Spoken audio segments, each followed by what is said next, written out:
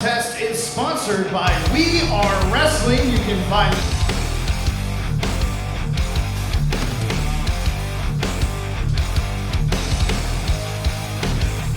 Make sure to subscribe, baby. Hey. What is up? We are Wrestling Maniacs out there worldwide. I'm the host, the best one, Donnie here, with my co-host. What's going on, everybody? Danny Huckins here, man. It is officially upon us. It is WrestleMania week/weekend.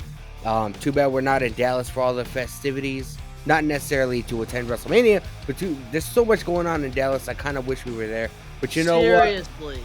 what? At least we get to talk about it. You know what I mean? Yeah, and I cannot wait to talk about it because there's already some stuff going on in Dallas that I'm like, damn, I wish I was there right now to be doing some of this fun stuff. You gotta fill me in, man. Yeah, we'll definitely fill you in, but of course, we gotta do the introduction to the We Are Wrestling Talk Show. If you're not a We Are Wrestling Maniac yet, the best way to support the channel is by hitting that subscribe button now, turning on the post notifications, videos be coming out of nowhere like an RKO out of nowhere, and of course, you already know, the grind is real. And before we get into our quick takes for this week, yeah, I say, let's kind of talk about, WrestleMania, Dallas, what's going on. Because this week, there's lots of festivities going on. We have, freaking high spots, having a really nice looking store. WrestleMania Access is going on, but not like it used to be. Yep. Even, like I saw on Ringside Collectibles, they announced a bunch of new freaking figures and awesome stuff that's going to be coming out within the rest of this year, which I am super pumped for. Yeah, man. Either High Spots did a virtual signing with Bret Hart either last night or earlier today at some point. I remember seeing it online. There's so much stuff going on, man. Dallas all the shows, man. All the shows. We got the Joey Janela freaking spring break. We got Ring of Honor, the super card going on. Control your narrative. Control your narrative. We have so many freaking awesome dream matches that are happening. Some very underrated talent that get the opportunity to freaking show what they can do. Tomorrow night, man, the Ring of Honor show. We finally get to see FTR versus the Briscoe brothers, man. That's gonna be awesome. I'm excited. I might be doing reactions to Ring of Honor Supercard probably Saturday morning, maybe. All depends on how my schedule is. Yeah, I'm going to be doing a watch along to both nights of WrestleMania, man. So if you guys want to go to my other channel, check that out. Danny H Vlogs, baby. I'm also planning on doing a watch along to the NXT show, Stand and Deliver, because it does look like a decent card. They have a ladder match. They have, a title match going on. There's so much going on. So I am planning on doing that at noontime on Saturday. So if you guys would like to join me, go on over to my channel, subscribe, and it's going to be fun, man. Yeah, there's only a couple people on the NXT 2.0 that I would definitely tune in to. One of my boys, Carmelo Hayes, just want to put that out there. But, yeah, I say we get into this week's quick takes. Are you ready? I'm ready, man. Let's do it up. Alrighty, here we go. And let me get the 10 minutes on the clock here. Ready, set, 10 minutes is starting now.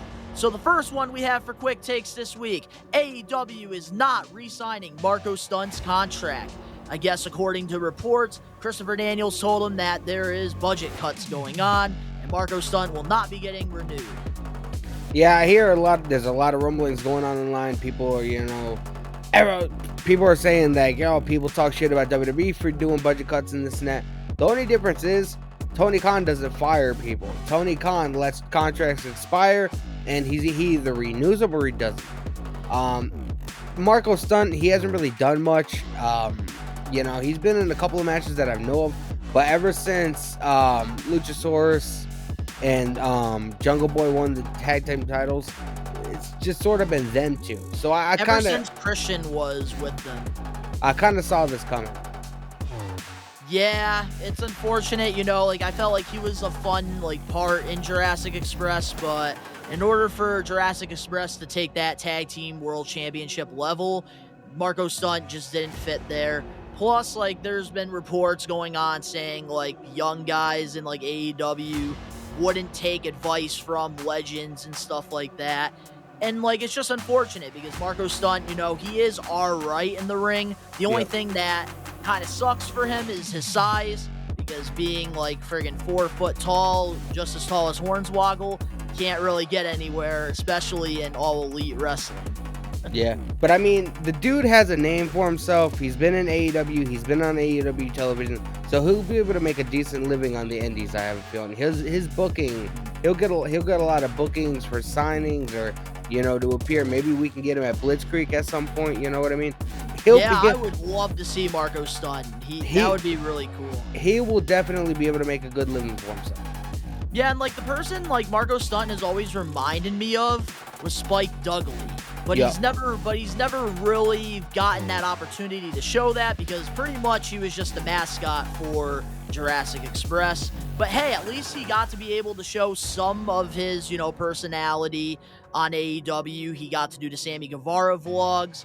But here's the thing, like when it comes down to it with the whole contract thing, you can't come at Tony Khan, because when Tony Khan commits to somebody, he will stick with that person until their contract expires, unless the wrestler wants to request a release, or if they just decide not to re-sign.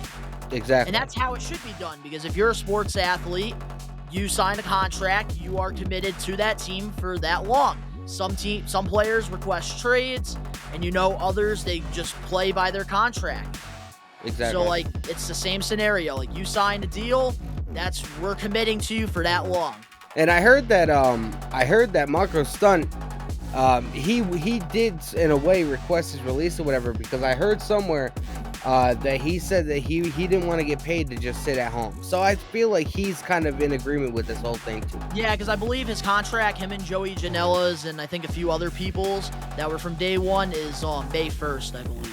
Yep. Is when it expires. So now moving on to our next quick take here. John Cena praises AEW superstar Blitzkrieg original Max Caster. In a recent interview with Forbes, John Cena was asked if he could beat Max Caster in a rap battle and said, "I know of Max Caster very well, and the answer is no. He's extremely gifted. I remember hearing him for the first time and asking a good friend of mine to please pass his information on to me. I immediately checked out his raps out of the blue, and I saw what he was doing was spectacular. I wished him all the best of luck, but I can't give him any advice because he's punching far above my weight class. He is very gifted. He's gifted enough to rhyme to beat live. Where I kind of did my stuff acapella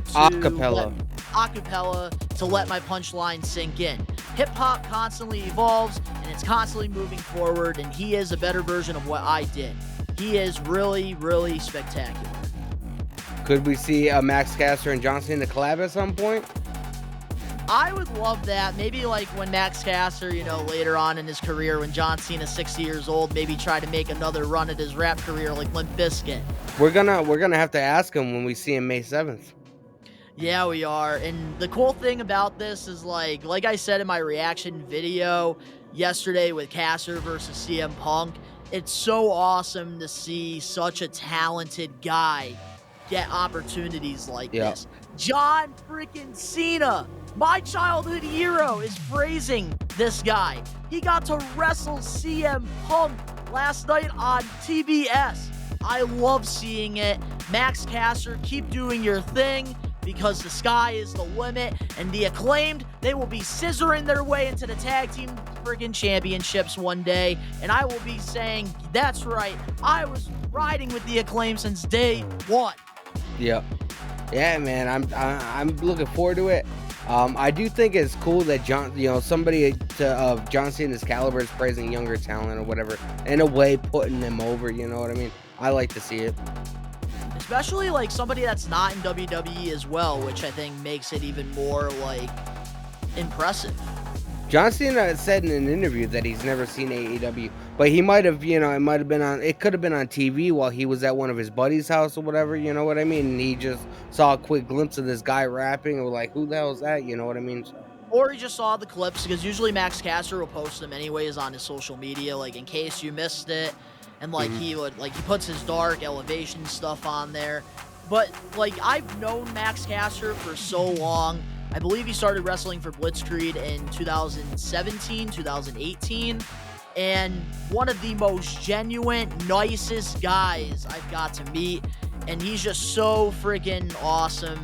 And it's just awesome to just see him getting all these opportunities like this. We're going to have to vlog with him. We're going to have to vlog with Hornswoggle, Ethan Page. May 7th is going to be awesome, man, because we're going to make so much content. Yes, it is. It's going to be so awesome. And they're also going to be going to one of our favorite stores, Zombie Hideout, as well. Absolutely. And I think that's where I'm going to probably try to meet them before the show so that, everybody can, get their chance to meet him at the show. But at Zombie, I feel like I can get more of that one-on-one experience with them.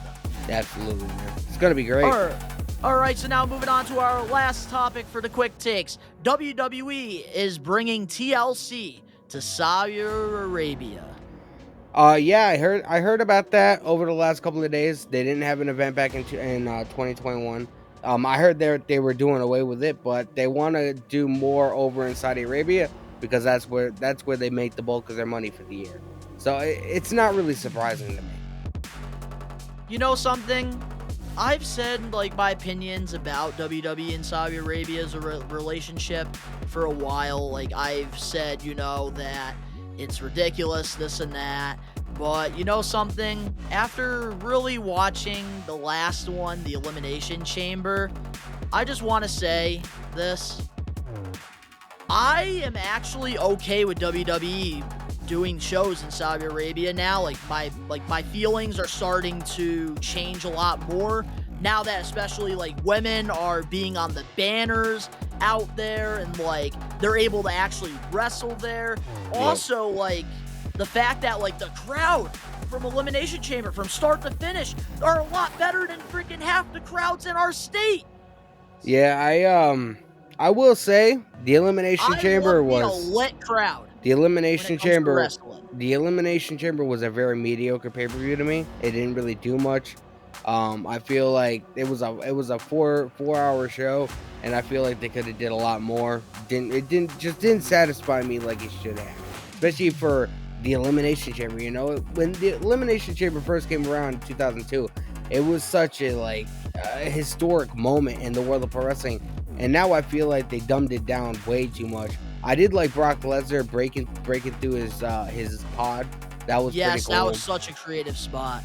I'm hoping that TLC is a lot better of a show, but it remains to be seen. Sooner or later, they're going to be doing WrestleMania over there. So, but no, that's what I'm trying to say here with this take is that when it comes to TLC, I'd rather be freaking seeing this in Saudi Arabia than one of the states around here, because think about it, a lot of the states, with Raw, SmackDown, pay-per-views, some of the crowds are absolutely dead. It's horrible. The only thing I just don't like is that we have to watch these pay-per-views in Saudi Arabia at 11 in the morning, but that's the only thing. Besides that, I'm actually kind of okay now with this relationship. I feel like Raw would be decent if it wasn't 3 hours. It needs to be back to 2 hours. I agree. Even Seth Rollins said that 3 hours is too much for a weekly show. So, hopefully they change it. Hopefully they don't. Notice how they have more commercials than they do actual professional wrestling on Monday nights. Yeah, I definitely agree with that. And there it is, right there. That is our quick takes for this week's Do you have any Wrestling Talk Show? Before we continue, do you have any final thoughts regarding TLC? I'm looking forward to it. I hope it's a good show. You know something? I feel like this is going to be a good one because, like I said, Elimination Chamber, you were right, it was very mediocre. But what made it exciting to actually watch, where you could sit there for 4 hours and watch, that crowd was lit from start to finish. And it's crazy because their crowd was insane during that show. Yeah. We'll have to see. I like that. I love that within the wrestling show. We'll have to see where they go from here. Yeah, hey, we'll definitely see where they go from here. But I say, let's talk about AEW Dynamite a little bit. Obviously, the person that got announced who was all elite. We'll talk about that in a later topic. But besides that, What were your thoughts on this week's episode of Dynamite? Just a quick summary. I thought it was really good. I like the use of the Hardys. I love how, like they have this historic tag team, but they're not oversaturating them. You know what I mean? They're not having them on the show every week. I love that. Last night was the first night that we saw Punk since Revolution. And the fact that Nope, it wasn't. He wrestled Dax Hardwood last week. well, I remember I was under the weather last week, so I didn't watch it. But the fact that like he got to wrestle Max Caster, somebody that's not from our area, but he pretty much got his start at Blitzkrieg. Last night was a killer show. Next week is going to be even better. We have a tag team table match. So I liked how the Jericho Appreciation Society got attacked by Eddie Kingston, Santana, and Ortiz. Such a great segment, man. And then No, that was not a great segment. Yeah, it was, man. No, it was not. Did you see how long Eddie Kingston was carrying Jericho to the ring? That looked horrible. It was like they were holding fucking hands to the ring.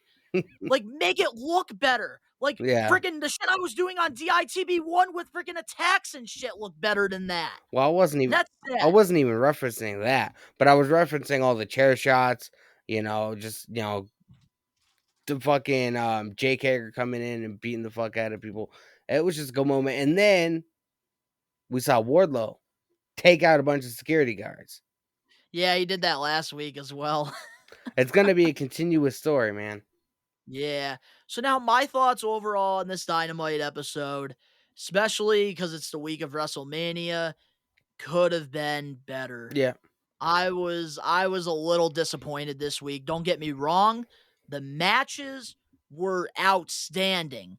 Darby and Andrade absolutely stole the show. It was awesome seeing Tony Storm debut. Jay Lethal and Moxley put on a good match. Yuta and Danielson put on a great match. So, like, I felt like overall, like, the matches were good, but when it came to, like, the friggin' storylines and stuff, I was not impressed at all. Like, looking back at it. I liked it because there were a lot more backstage brawls and backstage segments than there usually is on the show. I do have one question to ask. People. I do have one question to ask you. Yeah. Regarding the Pinnacle. We saw FTR tell MJF that, they're friends with Wardlow too. They don't want to be involved in the situation that's going on. Where do you think they stand? It almost looked like Dax was gonna punch out MJF in the middle of the ring after their match. Oh, they're definitely turning face 100%. There's no more Pinnacle. I think it'll just be MJF and Shawn Spears, unless they add I still think Brian Cage is the perfect friggin' bodyguard for him. Just saying. The chairman's not going to be able to protect friggin' Maxie for that long. I know, but I feel like MJF is becoming such a main event guy, especially with we saw a feud with CM Punk. They had a killer dog collar match. I feel like he would be better without a stable, just him. I agree. It needs to be just MJF. I agree with you on that. But I still think having Shawn Spears as his insurance policy or having a bodyguard to further the storyline will make a lot more sense. But no more Pinnacle, Inner Circle. We don't need any of that with MJF. And I feel like FTR would benefit just them doing them. That way they can focus on the tag titles. I really think that this is the best FTR we're getting right now.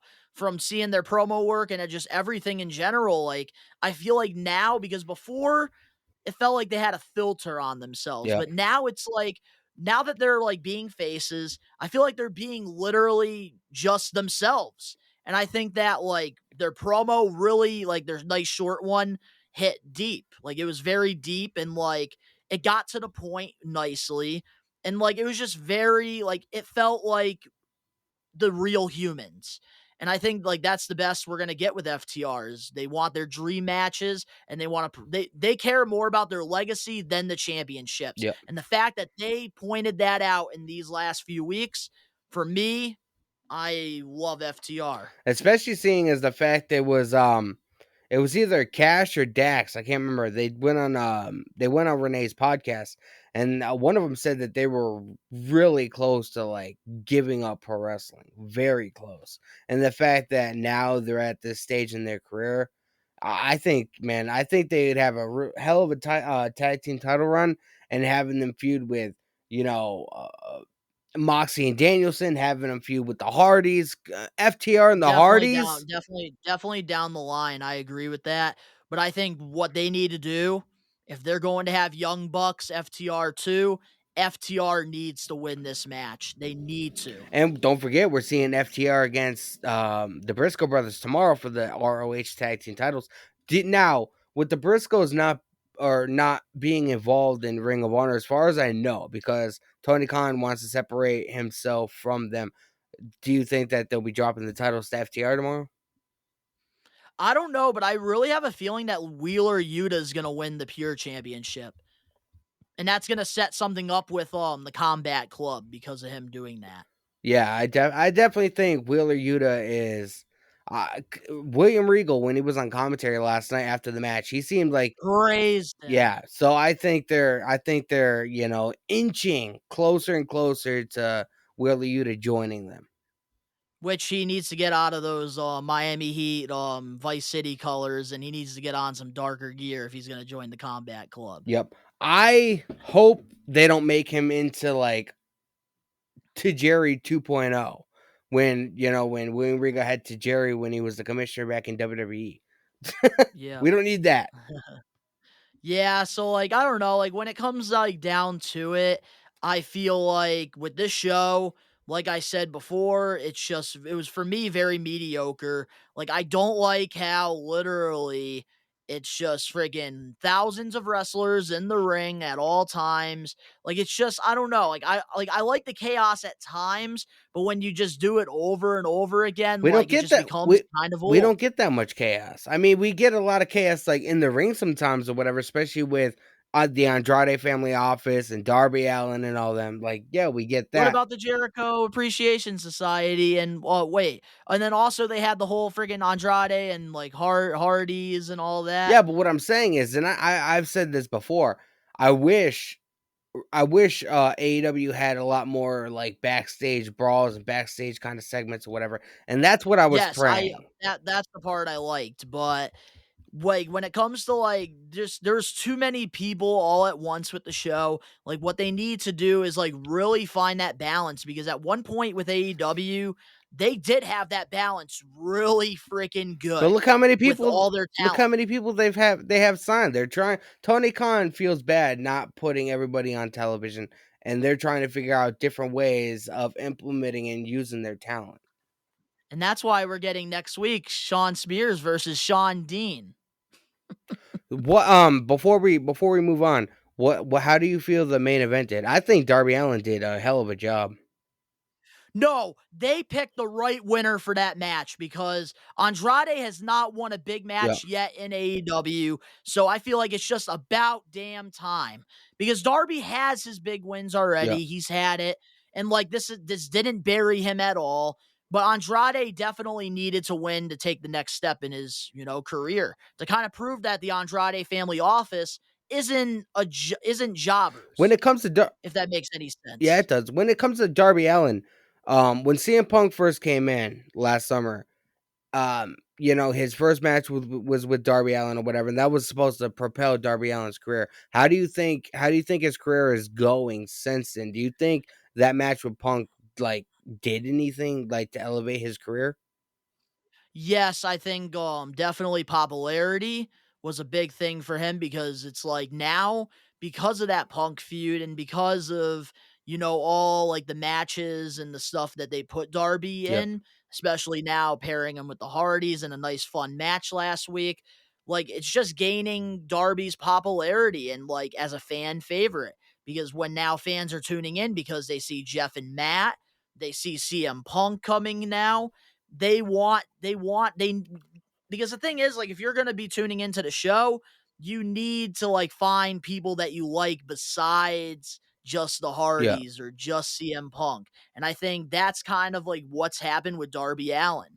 He's a former TNT champion. He has Sting by his side, which, there are diehard Sting I like how fans. they're So using now, Sting. now they get, and now they actually pretty much now, like, having Sting by Darby Allin, Darby's learning a lot from Sting, having him as a mentor, and it's also really helping Darby Allin because the people that are diehard Sting fans probably love Darby Allin I would like to see Jeff Hardy and Darby Allin team up at some point, and then as a fun sort of match. Yes. have Jeff and Darby Allin team up against a member of Andrade Family Office or whatever.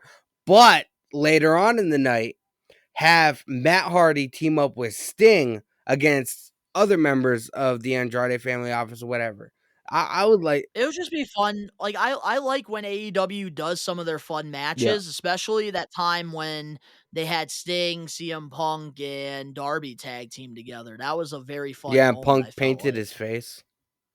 Yeah, they all did in the special way during that. That But was great. now but one more thing I want to talk about with Dynamite before we head into our topics for this week.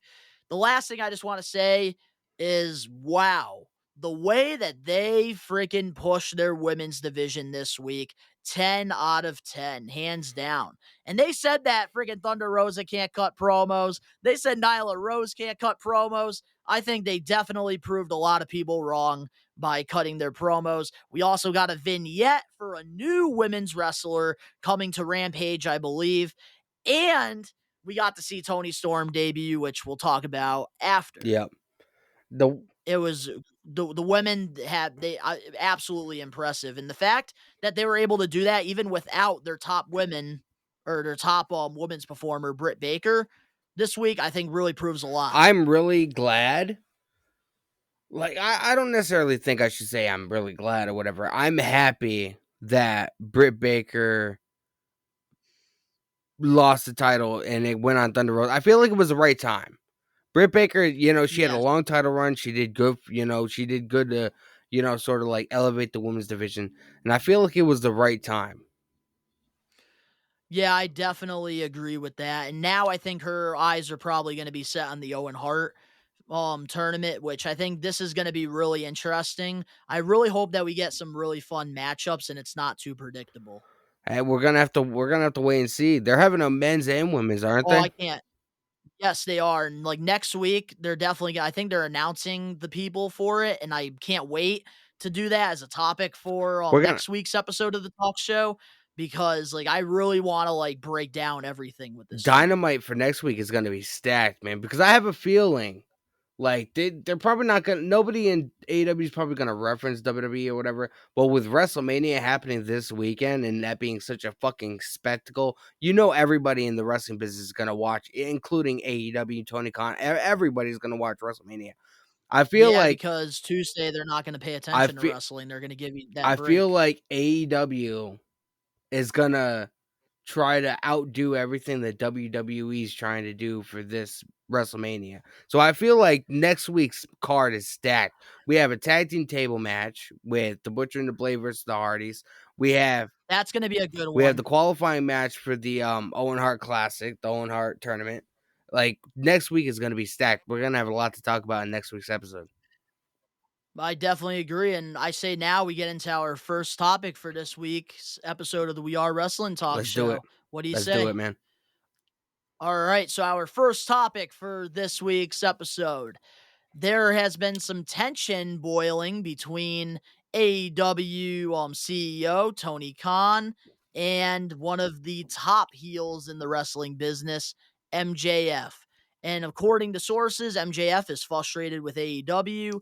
Tony and him had a heated argument because I believe MJF did an interview without consulting with Tony Khan's people, and there was just a lot of tension going on. And then I believe the next day they kind of settled the tension a little bit. But this is pretty serious though, because we don't really hear a lot of stuff going on backstage with AEW. I feel like this is being blown way out of proportion. I did watch portion of the interview with Ariel Hawani, Good interview. I recommend anybody watch it. I watched. He's really good. He's There really was good with the there's a interviews. 20-minute version that's like pretty much him like, talking about WWE, talking about, CM Punk, talking about, how much money he wants to stay or whatever. And then there's like an hour long version. I didn't watch like the full interview or whatever. Did watch it though. It was MJF being MJF. He did praise Tony Khan. He likes everything that Tony Khan's doing. He did nothing but, talk really good about Tony Khan. um he pretty much was saying like, because here Ariel Hawani kept asking like, how much money are you expecting, how much money do you want to be in your next contract or whatever, are you planning on going to WWE, are you planning on staying with AEW, and what's the money look like? And MJF didn't want to discuss it. He was uh, being his own MJF self, not wanting to discuss too much, but discussing just enough to get people talking. Yeah, with this money thing, I feel like is like there's definitely got to be tension going on because like it's like when you're at work and like you ask for a raise, like how do you think like other employees are going to feel about that if they hear it? But And I feel like that's like something that's going on with MJF with this whole money thing because I think he is trying to get a bag. but I it's think MJF, dude. as he It's should, MJF. as he should. Like the I the agree. dude, like he took nothing. He took something and made it into, what it is. You know what I mean? If MJ is the kind of talent, if he wants it, you give it to him. Oh, I absolutely agree with that statement. And I really, really, really hope in 2024, when this contract expires, I really am hoping that friggin' he signs back with AEW because I really don't want to see a filtered version of him Exactly, in and that's WWE. exactly what we would get if. And the more that these reports are coming out, the more I am getting scared that this guy really might jump ship like Cody Rhodes is about to do. That scares the Well, shit out of Cody, me. Cody, the whole Cody Rhodes situation, that's totally different. That and Cody Rhodes isn't somebody that needs to be filtered. He's not like an MJ. Like MJF tells little 11-year-old girls that their dad should have used the like, you can't do that. Being in WWE, they do a lot of work with children and charities and stuff like that. MJF won't be able to be MJF if he goes to WWE. And that's the thing that's really scaring me, man, because the more that these reports keep coming out, it's scaring me because it's like, I feel like in 2024, if MJF does not have the world championship by then, he is leaving and he's going to The reason WWE. why I don't believe any of this that's that's going on or whatever is the simple fact that from what everybody has said, Tony Khan is very lenient when it comes to like letting the stars like, if you're not on the clock or whatever, do what you gotta fucking do. You know what I mean? So it's ironic now where everybody's talking about, MJF possibly going to WWE and this like stirring the pot or whatever, maybe possibly not signing back with AEW if the money's not right.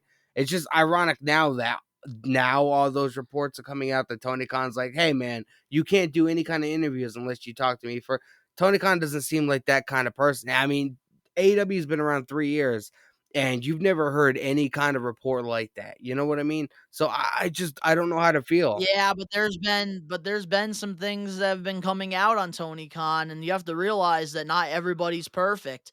Like there was some controversy with what Joey Janela said in an interview, and then a few people backed up what he said. The stuff with Chavo Guerrero and like his ego, like he is starting to get a pretty big ego. Don't get me wrong, Tony Khan is probably a very genuine, nice guy, but like I think the reason why this probably did happen, and I believe this, is because you have to realize MJF is one of his top guys, and now Cody Rhodes is pretty much, going to Yep. WWE.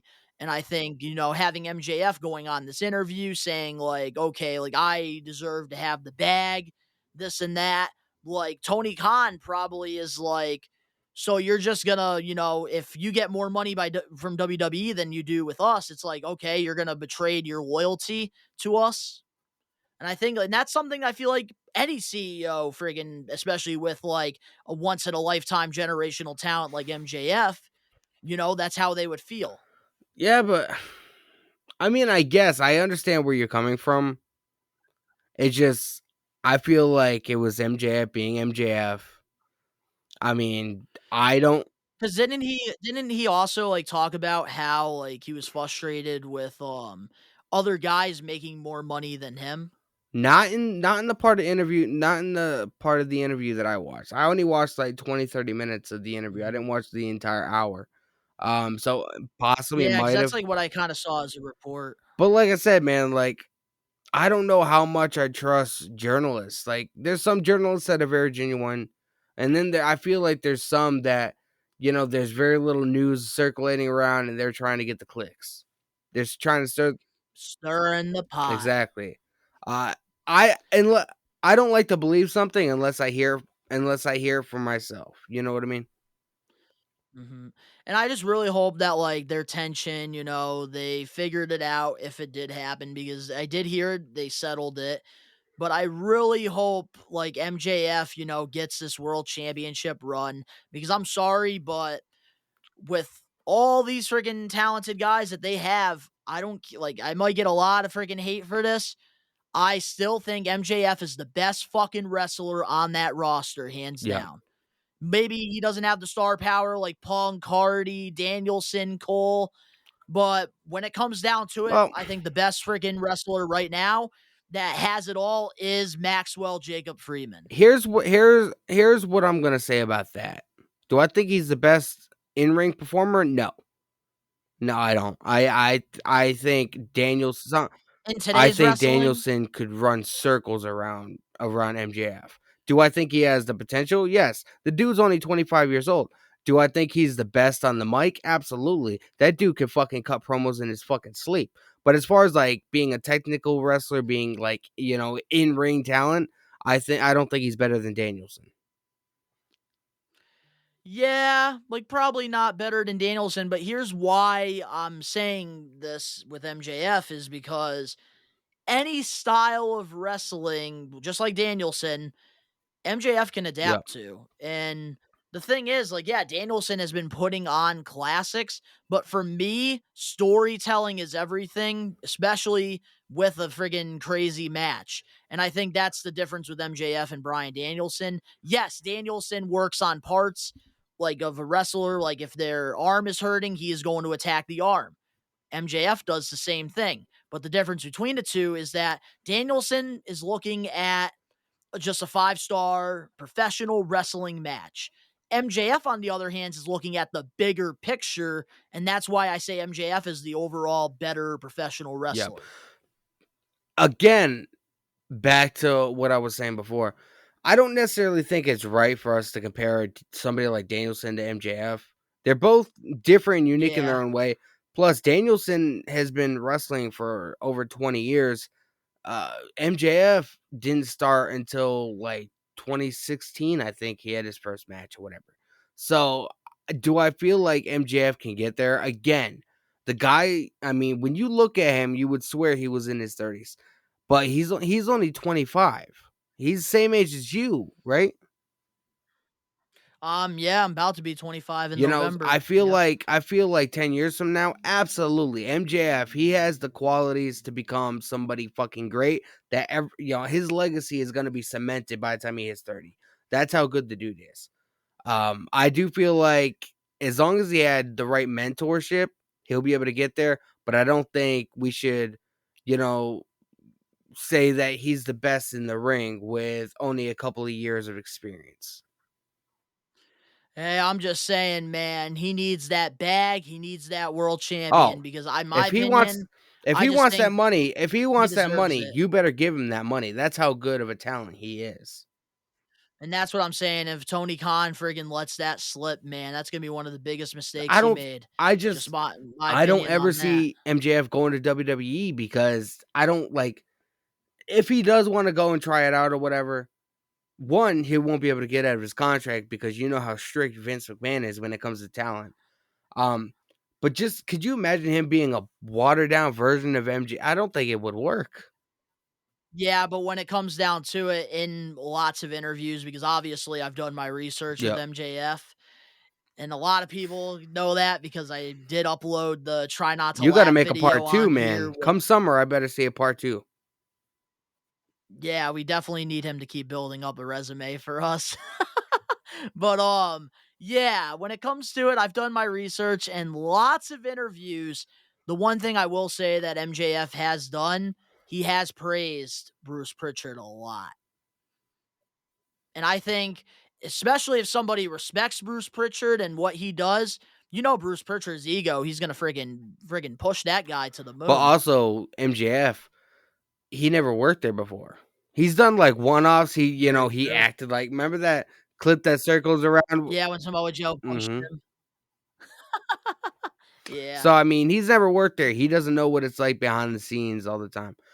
Do I Hey, we'll do I think see. it's a possibility? Yes. MJF, he's so egotistical. He's gonna go wherever the money goes. If Vince McMahon gives him a bigger offer than Tony Khan, damn right he's gonna go to WWE. That's just how it is. Yeah, I agree.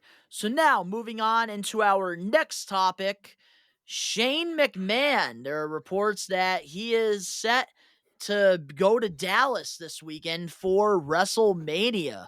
What are your thoughts on this? Do you think that he's going to appear at WrestleMania or is he just going to visit? What do you think? I don't think WWE, because he's not flying out on his own dime. WWE is flying him there. If he was just there to visit family or just to hang out for the weekend, I don't think WWE would waste the money flying him there. He has to. He's going to be playing some kind of role. Now, is that going to be a role in the? Is he going to come out, and make everybody think that he's going to be facing Seth Rollins, and then he gets halfway down the ramp, and then you hear Cody Rhodes' music? That's what I want to see happen. Is That he would be gonna awesome. interfere during the Austin Theory and Pat McAfee match? Who knows what's gonna happen, man? Because I do know that there were some reports from Dave Meltzer. He reported on one of his Observer radio things that Shane McMahon usually doesn't miss the Hall of Fame every year, and that could be a reason why he's going there because Undertaker is getting inducted, and him and Undertaker have a really But good then friendship. again, And Vince's dad but is then inducting again, him. if that was the case, if he was just going there for that, why wouldn't he fly himself there? Why is WWE gonna put him on a plane, buy his ticket, flying? Shane McMahon's rich. He'd be able to fly there. He would be able. Yeah, What if his daddy in WWE is Exactly, rich but too. why would WWE, a place that fired him, gonna fly him out? What, just so he can hang out and go to the Hall of Fame? He's gonna be doing something.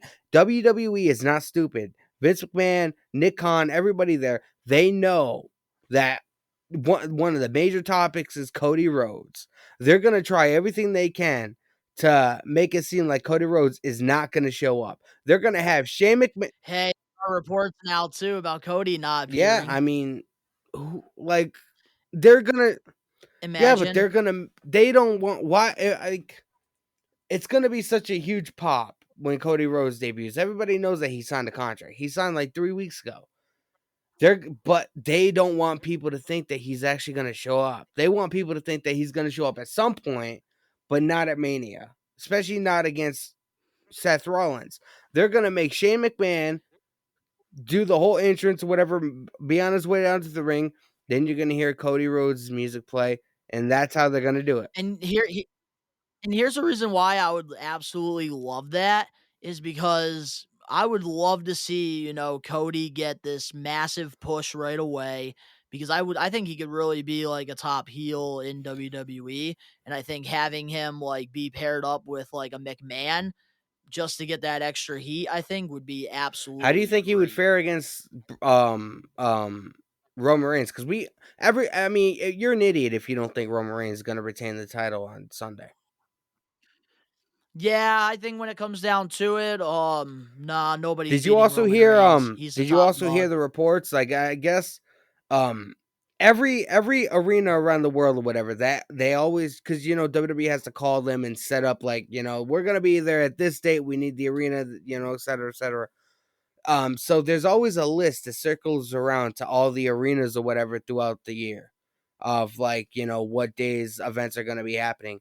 And apparently WWE's list got put publicly, and it's already being advertised that Roman Reigns is going to be defending the Universal title against Drew McIntyre at one of the shows in May, I believe it is. Hey, we'll definitely see about that because they do got to have some fillers before Yeah. SummerSlam. So I mean, and it also came out to light that Brock Lesnar, he's scheduled for Money in the Bank, he's scheduled for SummerSlam, I can see and that. he's scheduled I for can one see or two that. more events. So it's not like Brock Lesnar's going anywhere after Mania. He might take a week or two off Yeah. or whatever, but he's gonna be there. I mean, so they're probably trying to, make it seem not obvious in a way. I mean, every card is subject to change, right? Could we possibly be seeing Brock Lesnar beat Roman Reigns? Nah, they're definitely trying to have Roman Reigns at GOAT status, and he's getting there Yeah, but now. I do kind of feel like there's nobody that's at the same caliber as Roman Reigns.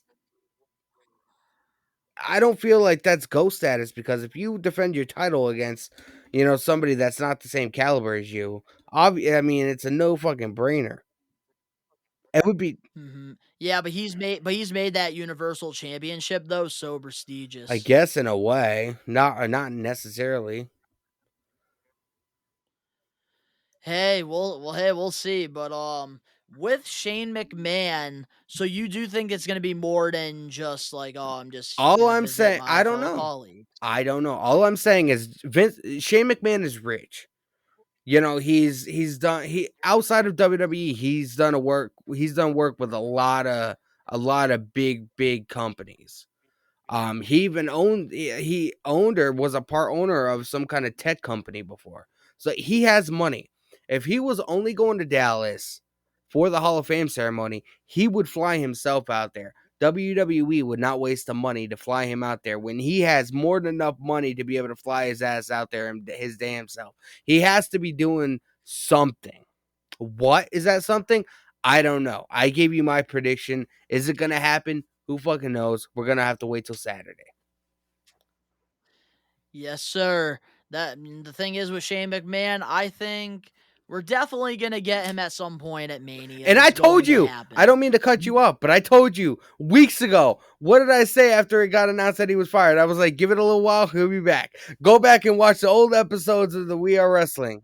Yeah, well, he should be on friggin' GCW, okay? I told you, I was like, watch, give it a little while. Shane McMahon's gonna be brought back. I told you that. Yeah, you did. You did. Yes, you did. I give you that. But now moving on to our next topic here.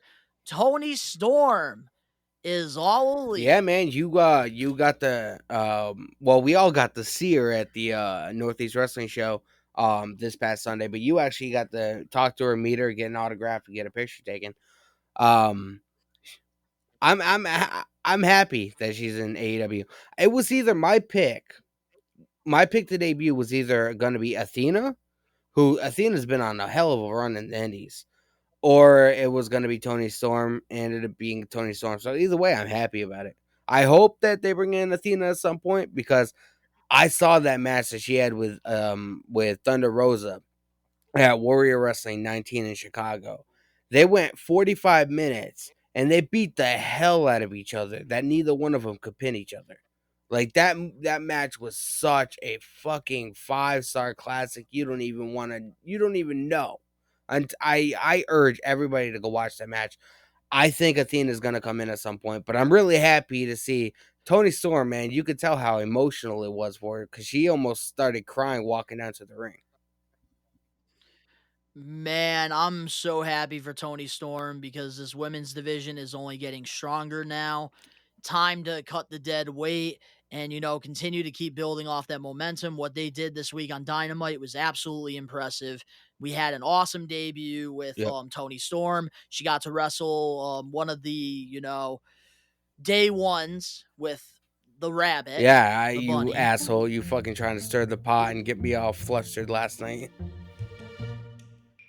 Hey, your fans, they love I it, guess. okay?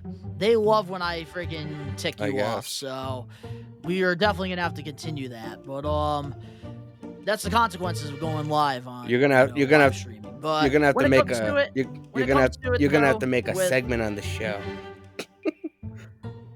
yeah. So, pretty much like with the show, obviously, like Thunder Rosa, Nyla, they absolutely killed it in their promos.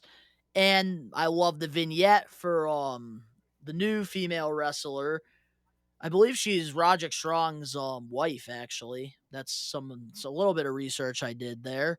But overall, I think like having Tony Storm on this roster is going to be absolutely awesome. I really hope in the Owen Hart, cup, I would love to see Tony Storm versus Britt Baker in the finals. That would be pretty sick, I think. And they would put on a 5-star. I'm intrigued to see it, man. Like Storm versus Soho. now I don't know much about Tony Storm's career because I've never watched NXT UK. Don't know anything about it, but I do know that's sort of where she got her start, and then she got brought into regular NXT, and then she got brought up to the main roster, whatever. To where her in it seems like almost every week for a month, her and fucking Charlotte were throwing pies in each other's faces. No wonder she wanted to get out of that fucking company. Um, And I don't blame her at all because, like, when it came to like them announcing NXT UK, her and Pete Dunne probably were the only two that really stood out to me. Oh, and of course, Aleister yeah, Black as Tommy End. Those were the three for me that yeah. really stood out. But I'm looking. I mean, I don't feel like WWE did their best to showcase her. So I'm looking forward to seeing, where she is at in ring style because she did appear at Northeast Wrestling, but it was only an autograph signing, so we didn't get to see her in the ring that day. But I'm looking forward to seeing what she does. I do know that a lot of people are being like, oh, she's a big deal now, and then a week later she's gonna, be on the sidelines or whatever. And Ruby Soho was such a big deal, and now you never really see her. I mean, Hey, that is the AEW fans' fault for that because they were all friggin' saying, oh, they're going to give the championship to a former WWE friggin' wrestler because I believe the TBS championship, a lot of them were yeah, complaining if she won. So that's why they decided to go with Cargill. So that is AEW fans' that was fault for actually that one, all right? Why she's that was on actually Dark and Elevation. TBS. TBS wanted, Yes, the yeah, TBS TBS wanted, championship. Jade Cargill to be the champion because, like, with her old look or whatever, they thought she would have been a good representation for the whole network. So that's why she got put on. They did AEW, Tony Khan, everybody did want Ruby Soho to win the title, but TBS was like, no, we want that chick with fucking an 8-pack. Yeah, but you see, here's what they're doing, though. A lot of people don't realize they're having Soho put on good matches on Dark and Elevation to elevate Yeah. that show. And what they're going to do probably is let her rack up some wins, bring her back on TV, hopefully with a nice vignette. And then she needs to have her eyes set on Cargill and try to get that championship. And I think that with time and patience is what's going to get her to that level. Yeah, I don't mind Dark and Dark Elevation. I don't watch them because I usually stream on Mondays. And I know it's either Dark is on Mondays and then Dark Elevation is on Tuesdays. Oh, it's Opposite. opposite. But I usually stream on Mondays for Raw, and so I'm usually always setting up my stream by that time. And I never have time to watch it. And then when I do have the time, I'm like, do I really want to watch it or not? Like, I don't know. There just doesn't seem to be anything on Dark Elevation or anything that Here's the excites me. thing. Here's the thing. The only matches that I decide to watch on Dark and Elevation, they have to have either an indie wrestler that I've watched before, CPA just getting because I chokeslammed by love Paul White. VSK as well. But no, like, it has to be an indies wrestler that I've seen because I love watching, guys that are at these Blitzkrieg Northeast Wrestling shows Yeah. get an opportunity. Or has to be two guys on the freaking roster that, match up well. Like, let's say, like the match that they have, I believe, on Tuesday was Brandon Cutler versus Frankie Kazarian. I didn't mind that because they're both regulars on AEW. Brandon Cutler is just a little mascot. Yep. Kazarian's just a veteran. Like, I love those matchups. Like, it has to be a guy I know in the indies or just, a veteran versus a young guy or, two vets or two young guys that are signed You with know who I would AEW. like to bring in? You know who I would like Tony Khan to bring into AEW to elevate the tag team division? The Motor City Machine Guns from Impact. Yeah, I don't know about that. I don't think they're They going were to be such a able to good do tag that. team back in the day, and I feel like they Yes, died they out. I were. feel like they need that platform to get popular again. And I feel like Yeah, because they came over back the with last Impact 20 and then years, they but obviously they're on Access TV and no over one the gives last a 20 shit about it. years, Impact has definitely lost their viewership. They went from being a touring company to being in a fucking like Universal Studios all the time, and it's just a mess. Yeah, it sucks because they have the talent. They do put on good shows, but when it comes to the network What if access, horrible decision. James Storm returned to WWE and he partnered up with Robert Roode and they became they became beer money again. Yeah, I don't think they'll be beer money because it's PG, so they'll probably like be called like milk money or something. That'd be hilarious. James Glorious Storm was money. on NXT for a while and then he just like his contract expired on. Yeah, nah, he did like 2 or 3 matches, and then he was like well, he never really signed a deal, it was like Yeah. a test trial. He wanted to, like, just, get it off I his guess bucket he needs to go list. back though. WWE needs a lot of talent. Yeah, so now with Tony Storm, how would you book her moving forward? Fantasy Fantasy booking. booking. I wouldn't give her the title right away. I have this thing about because we see what WWE has done with the titles. I don't want the titles in AEW to be meaningless. I want like if somebody's gonna have the title, I want them to earn it. You know what I mean? No matter their popularity, no matter how good they are, I want them to actually earn the opportunity. So I wouldn't give her a title right away. That's right, the rankings need to I would matter. feud her with Britt Baker. I would feud her with Layla Hirsch. I feel like her and Layla Hirsch will be able to have a lot of good matches. Mercedes That would Mercedes be a good Martinez, rivalry. like there's a lot of people that she could feud with, and I feel like she needs to go up the rankings or whatever. I wouldn't feud her with Britt Baker right away, but I would definitely work towards having that a possibility. Yeah, definitely, I think Layla Hurst would be, like, the first Yeah, one, I definitely. think, definitely. That makes the most sense. But, yeah, so how I would book her, I would definitely, let her keep racking up some wins against got like girls like, the Rabbit, Abaddon, like stuff like that. Have her rack up some wins and then, give her a feud with like Layla Hurst.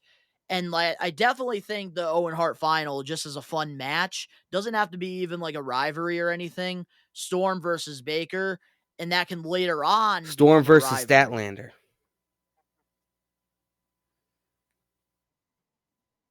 Tony Khan can Dude, take my that'd money. be a killer match, especially since Chris Statlander is getting out of this whole alien gimmick or whatever the fuck it was. I would like to see that happen, man. Yeah. Yeah. So now let's move on into our next topic before I believe this is the last one before our main event topic for this week's episode of the We Are Wrestling Talk Show. Logan Paul posted a training video of him getting prepared for WrestleMania 38 with his big tag team match with the Miz versus the Yeah, man. Mysterios. How do you feel? I hate to admit this, okay? And I really hate to admit this, and it has nothing to do with his. Danny's a part of the Low I'm Gang. not part of the Low Gang. I wouldn't go that far. But Are you with Jake Pauler? no. Team But 10? back in I want to say 2019 or 2018, I was starting to like get really into vlogging or whatever, and I was watching a lot of vloggers, and Logan Paul was one of the guys that I would watch a lot of his videos or whatever, just to like see.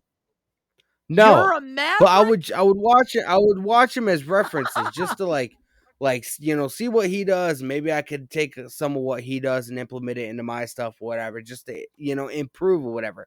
Because YouTube is all about learning, you know what I mean? Learning about how somebody gets successful at this certain thing. And that's how I was. And then he sort of left YouTube on the back burner and got into boxing and, more mainstream stuff. Um, I know Logan is a very good athlete because I've seen clips of some of his fights. I've seen him, he used to post a lot of training videos and a lot of training stuff on like Instagram and stuff like that. The dude is in phenomenal fucking shape. But the thing is, being a boxer is different than being a pro wrestler. I wasn't quite sure Yes. how he was gonna fit in, but like you said, before we actually started recording this episode, I did have you watch that 4-minute video on the WWE YouTube channel. Um, we saw him do frog splashes. We saw him, he's training with Shane Helms, one of the top cruiserweight champions in the entire business, back in the day. I, Stand back. There's a yeah, hurricane something, coming through. Nikki Trash is trying to be just like him, but it's not gonna happen.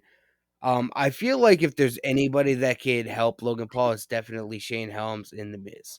So I feel like he's in good hands. Now the question is, because at WrestleMania 37, I think it was, everybody was speculating, or everybody was saying, like, how is Bad Bunny gonna do? Bad Bunny fucking surprised every fucking buddy. You know what I mean? Because he's a reggae rapper or whatever. Nobody expect him to do fucking all the shit that he did. Um, but the question on everybody's mind, I'm sure, is gonna be, we won't know until after the match, but how do you think he's gonna do compared to Bad Bunny? I think he's gonna do better than Bad Bunny. That's my take right It's a there. possibility. We won't know until after the match. I just thought I would throw it out into the universe and see what everybody has to say, man. Yeah. My thoughts on the Logan Paul training video. The thing is, when it comes to Logan Paul, because obviously, us small content creators like Danny and I, yeah, I'm not gonna lie, like around the time he was vlogging, I was very inspired by him and his brother Jake because they were really changing the YouTube landscape at first in a good And then way, Logan Paul and had to well, go and film not a really the fucking best dead way. body. Yes, which I'm glad he has redeemed himself from that and he's learned from his mistakes. But like it's absolutely crazy to see what him and his brother did going from shoveling friggin' driveways in Ohio for $10 to now friggin' being multi-millionaires, chasing their dreams, doing things that they wanted to do their whole lives. Friggin' boxing, like I'm not gonna lie, with the Logan Paul KSI thing, like it really made me a fan of boxing a little bit. Like, well, at least not like the real boxing, but like when it comes to like the YouTuber boxing stuff, Yep. I've been paying attention to it because the Pauls made it so entertaining because they have that natural charisma about them. They know how to sell. And that's the thing, like, it's crazy to see how great Jake Paul is doing in his career. And, like, I think Logan Paul, like, I really could definitely see this. Like, it seemed like he's been enjoying it because, look, he did a thing at 37, right? Uh, And then he got stunned by Kevin yes, I think Owens. so. He was Mhm. Sami Zayn's guest.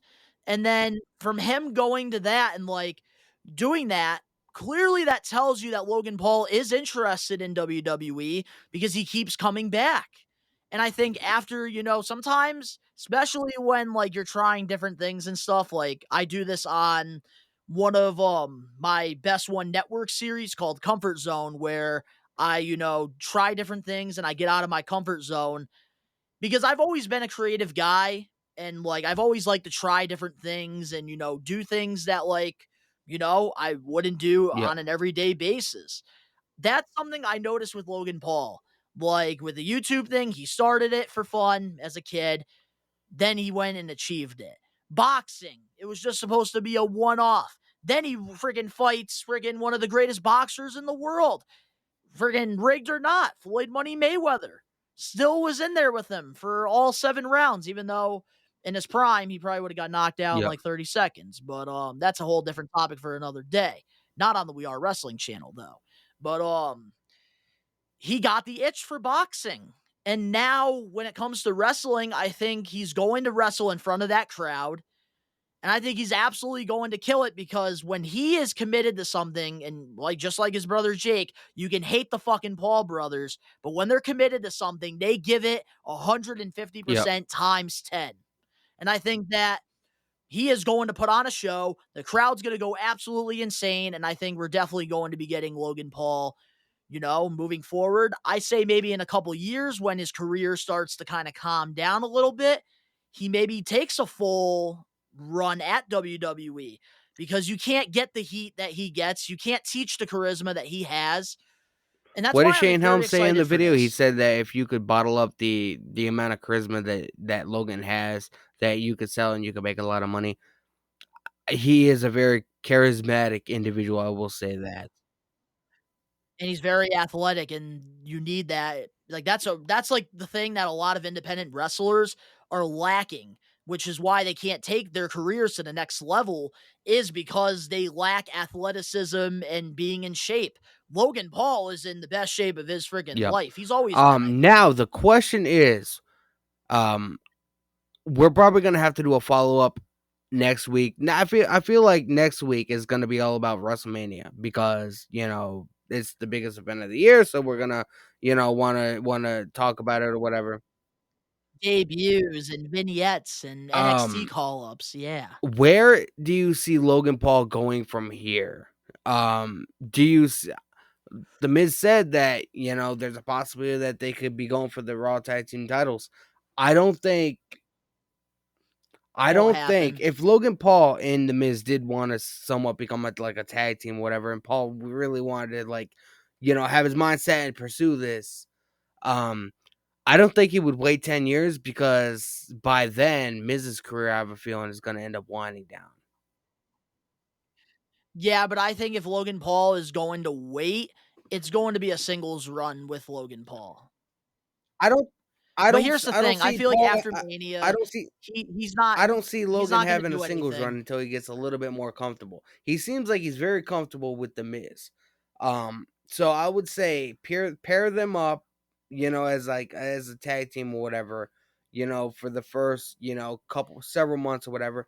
Once Paul gets more comfortable inside the ring by himself, then I would definitely have him run singles, but I wouldn't do it right away. I would imagine being in the middle of that ring for the first couple of times, very nerve-wracking. You know what I mean? Yeah, but here's the thing, I think after Mania, what's gonna happen, Logan will probably, turn on The Miz or something like that. They teased it a little bit like in Cleveland when they went to Raw in his hometown. I think like Logan Paul probably won't be with WWE again, maybe until like SummerSlam or something. And depending on if he picks up a fight or not, we'll see what I do happens. feel like if he was in WWE, they'd be able to. Yeah, Oh, he could that's definitely another win a thing. championship, I think. I don't think he'd be able to box or do anything else if he was signed to WWE because they don't. No, I think they would do a deal similar to Pat McAfee where he's Mm. able to do his podcast still. He's able to pick some fights and stuff like that. But I think Logan Paul really should settle with WWE because I think long term in his career, I think that WWE benefits from it and I think he also benefits from it. And like there's things that he has that you literally can't Yeah. teach people. But yeah, are Let's you get ready into to get main into the event, main event man. topic? And I think that this is a pretty good main event topic for this week because, of course, our favorite thing, one of our favorite things to do is Fantasy booking, fantasy man. booking. And, of course, with the biggest show of the year, WrestleMania 38, how would you book this show? Like, just a summary. It doesn't have to be full detail going into every match because if that was the case, we'd be going on for a whole nother hour. I would take Johnny Knoxville and Pat McAfee off the show.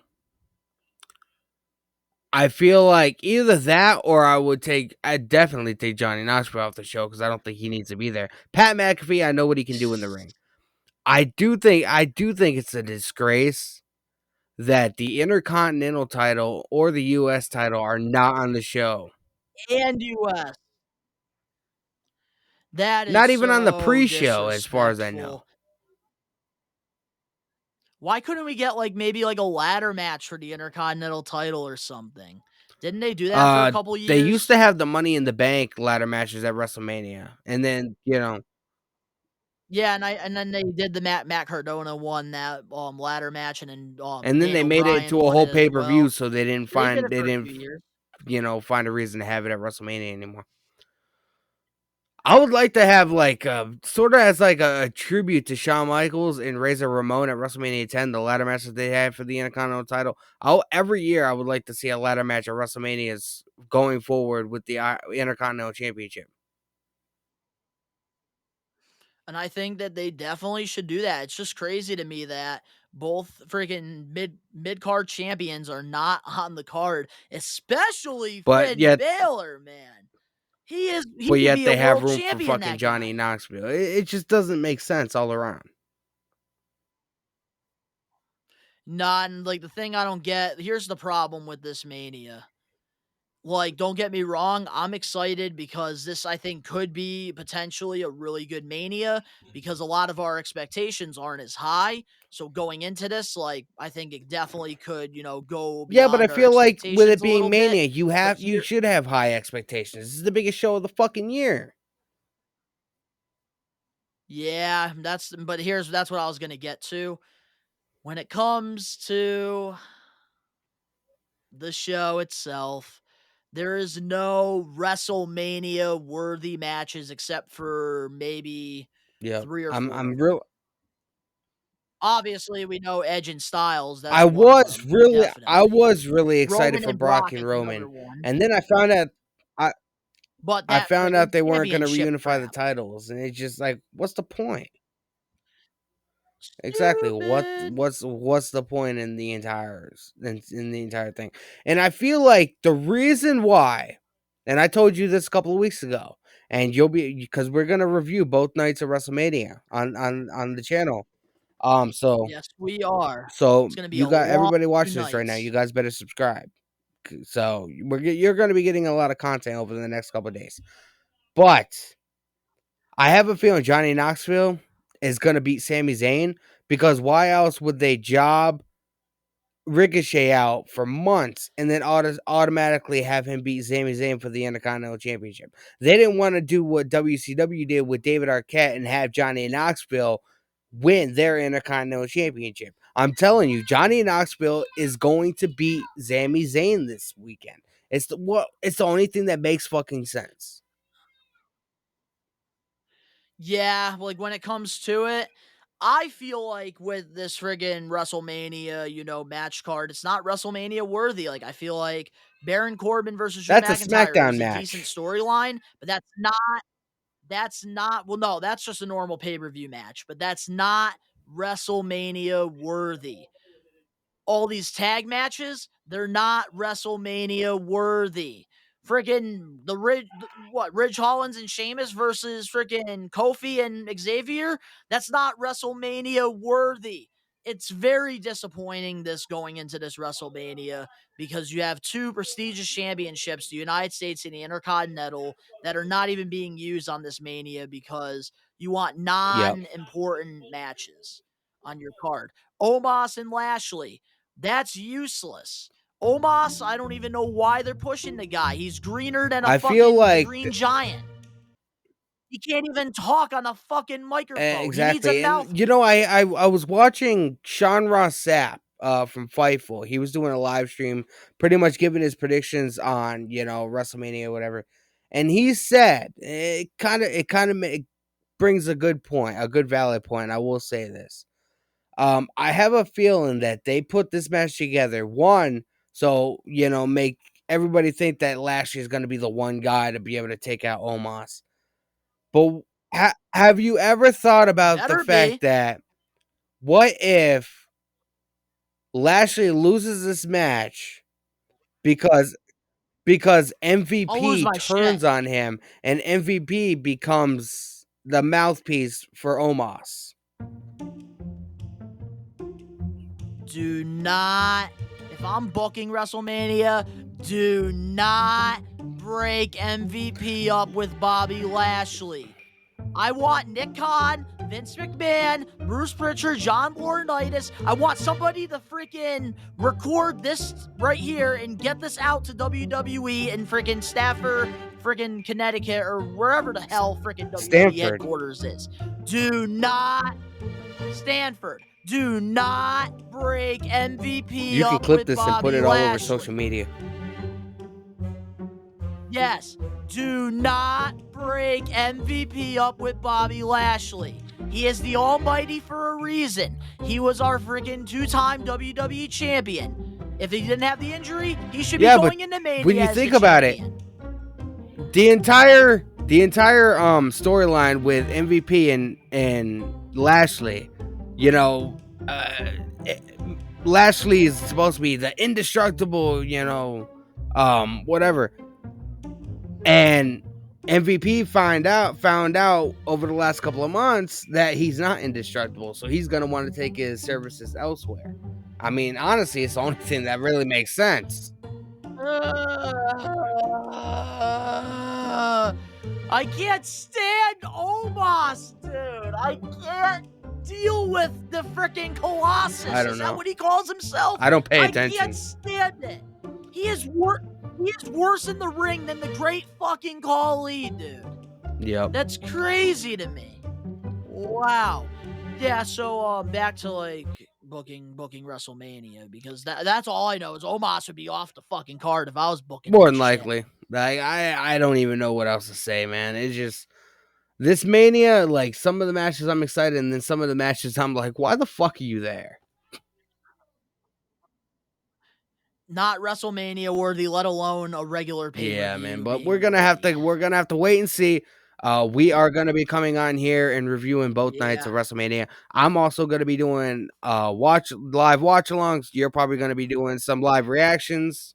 You're gonna be doing some reactions and stuff like that. So subscribe to the We Are Wrestling channel. Subscribe to me at Danny H Vlogs. We're gonna be doing a lot of WrestleMania content over the weekend. It's gonna be great, man. Yeah, so real quick though, because I didn't really get to fully answer the question with booking WrestleMania. So how I would book WrestleMania, definitely you can't have Roman Reigns lose to Brock. You just can't. His reign's already been long enough, and I think for him to, reach that GOAT status, he has to beat a guy like Brock on the biggest stage. I think another thing that needs to definitely happen at this Mania, Cody Rhodes versus CM Punk. You cannot fumble this. You've already pretty much mean made Seth this Rollins? into a big deal. So we need Roman. CM Punk. Wait, who did I say?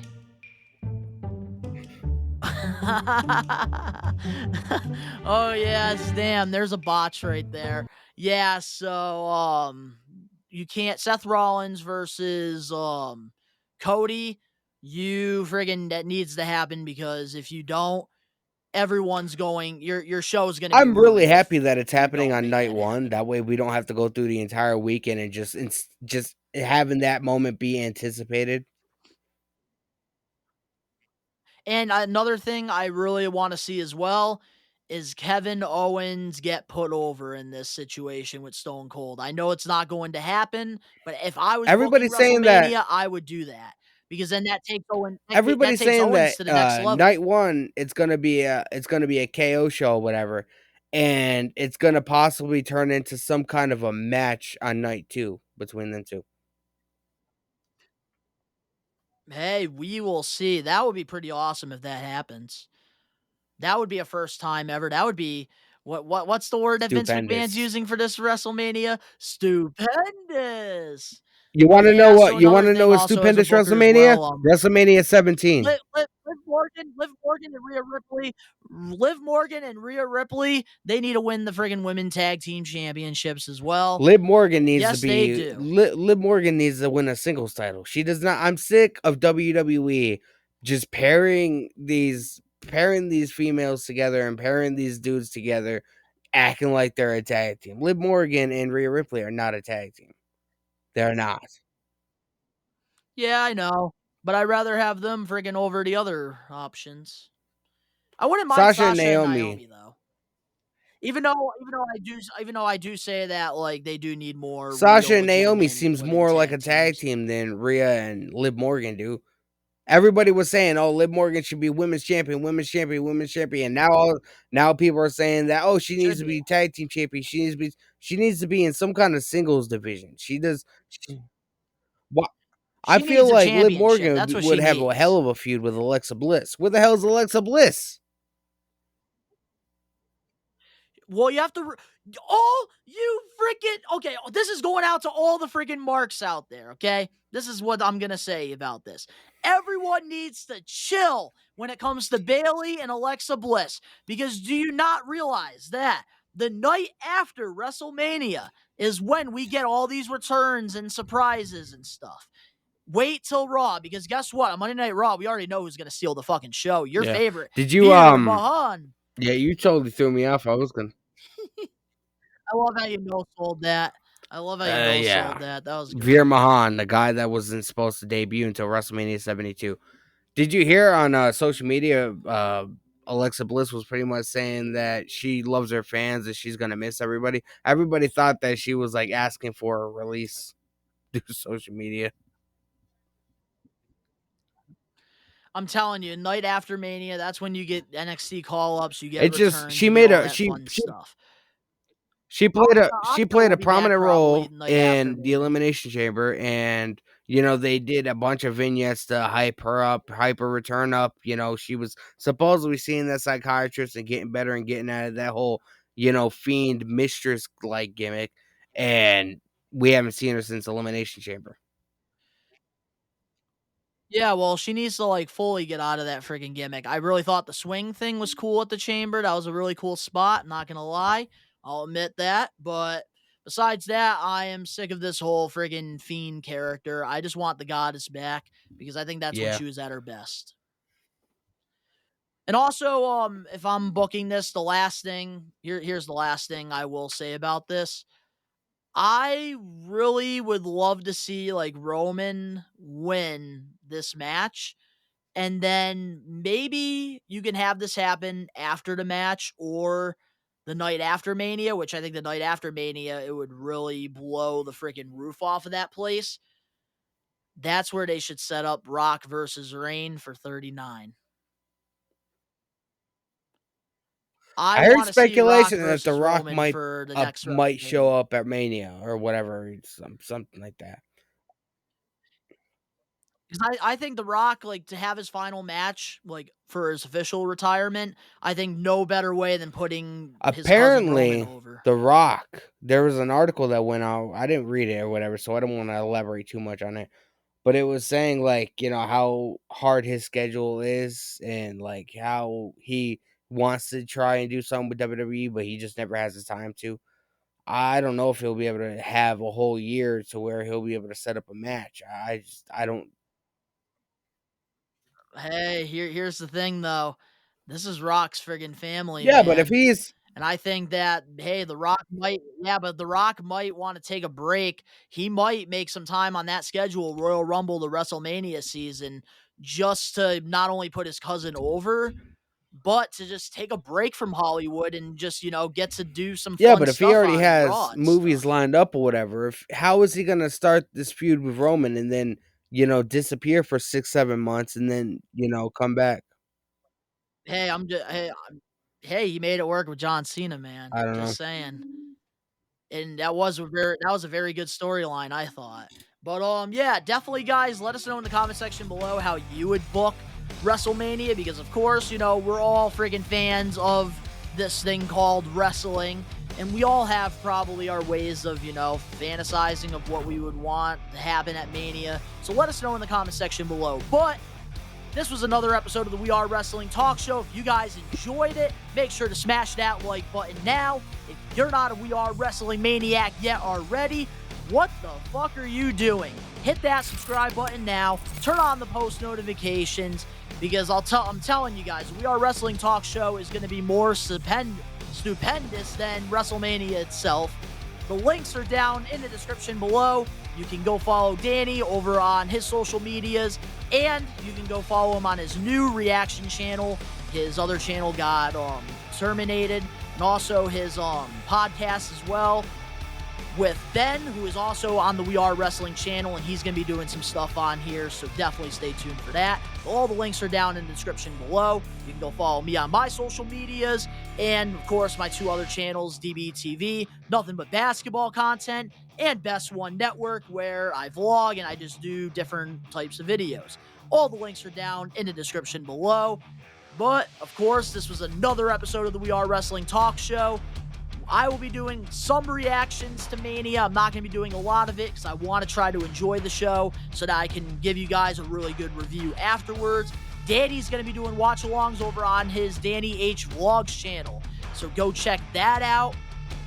It's going to be a crazy weekend, so I'm telling you guys, definitely stay tuned because we have lots of awesome content on the way. And to all the We Are Wrestling Maniacs out there worldwide, we are taking over.